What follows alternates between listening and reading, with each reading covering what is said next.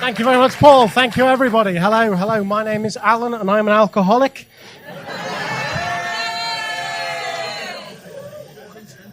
No, I am. My name is Allan, and I am an alcoholic. So if you see my hand shaking, it's not stage fright. I'm just thirsty. You all got a nice drink in the interval, did you? Yeah, of course you did, you bastards. Yeah. No worries, that's fine. Yeah, thanks for thanks for coming and seeing us all. We're just starting out in the world of stand-up comedy. If you make your job something you enjoy, then you'll never work another day in your life. You know who said that? Harold Shipman. Well done.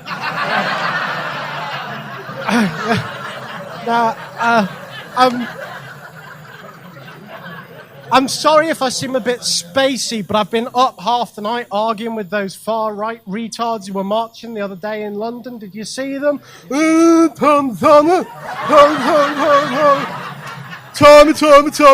Robinson. It took them 2 weeks to organise that protest because they needed time to learn the words. Which is fair enough because he keeps changing his name. So I wasn't going to mention this, but Ben brought it up, the very first guy you saw. He worked in a hospital. I used to work in a hospital. I knew a guy who spent a day in the morgue. It was his first day as a porter. He was down in the morgue.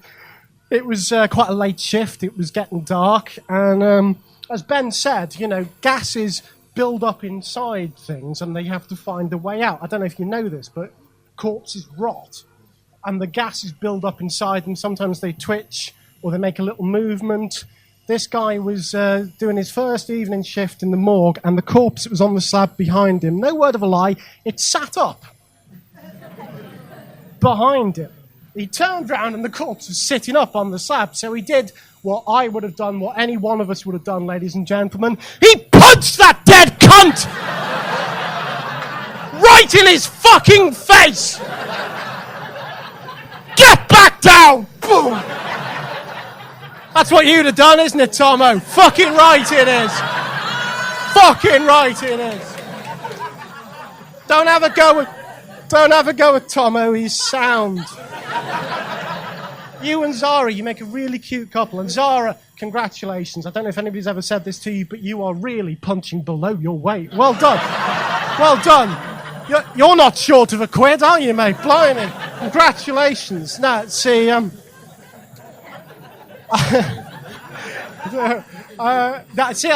taking the piss, but that's because, you know, people always take the piss out of me because I'm an alcoholic. I am.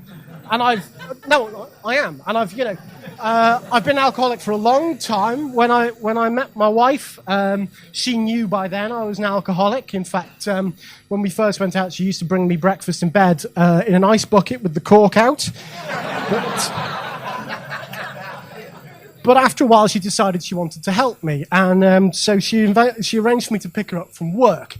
Key backstory, in those days, my wife was working as a receptionist in the A&E department in Arrow Park Hospital over on the Wirral. If there are any single lads here, if you get a chance to go out with anyone who works in A&E, do so. Because one, nothing shocks them.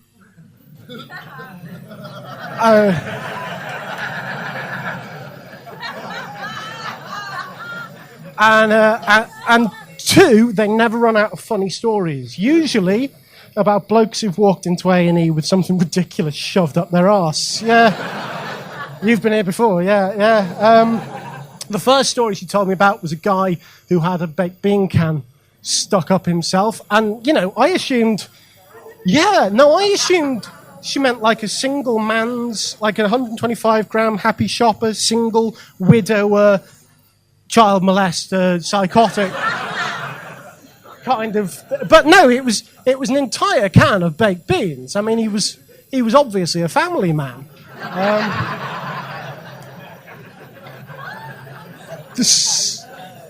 The second story she told me was a guy who had put a flute up himself. Flutes are expensive, so either he was like really willing to spend a lot of money, or he was a madly overambitious one-man band. I never did find out. But my favourite one is the guy who had a pineapple wedged up himself. An entire pineapple, ladies and gentlemen. Now that's ambition. Good man, him. He's a better man than I am.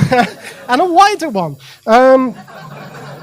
But yeah, so what that taught me most of all was respect for my wife's professionalism, because I couldn't do that.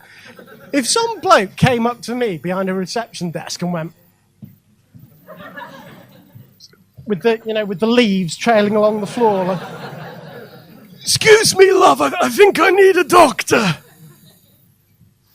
Yeah, no worries, mate. Just a couple of routine questions. Are you getting your 5 a day?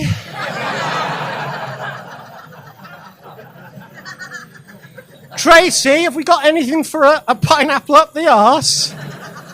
Nice piece of gammon in the cafeteria.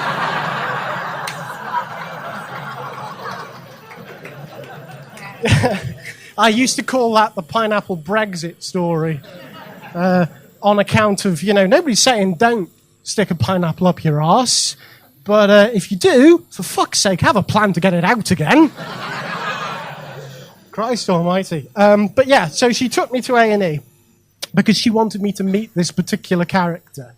And he was one of the A&E's regulars, and there was nothing wrong with him physically. He was just a catastrophic alcoholic, and he'd go on the lash all day, and then he'd go to A&E and sit there of an evening. And she introduced me to this fella, and he looked an awful lot like you'd expect, ladies and gentlemen, from that brief CV. He had long hair and a matted beard with stains in it, and he had dirty fingers and cracked fingernails, and he was in like a long, shapeless Mac duffel coat kind of thing. And he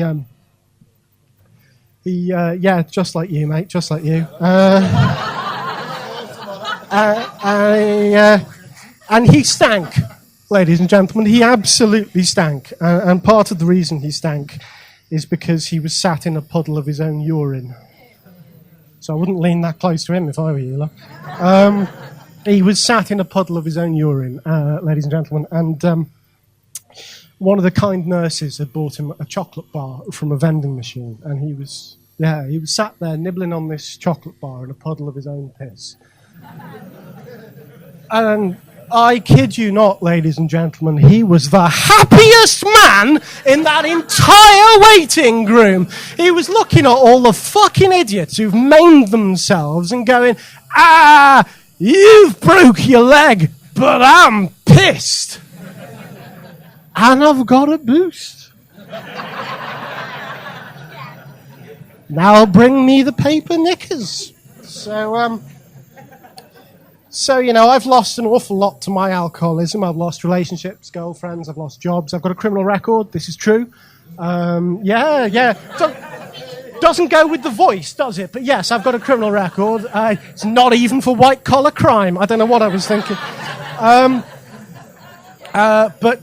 So the alcohol's cost me all that. But I have to say, if you were to say to me at the bar after this, "Good job, have a pint," I'd turn you down flat. No, thank you, very kind. I don't want to drink. But, ladies and gentlemen, if you were to offer me the choice between an alcoholic beverage and a whole pineapple up the arse,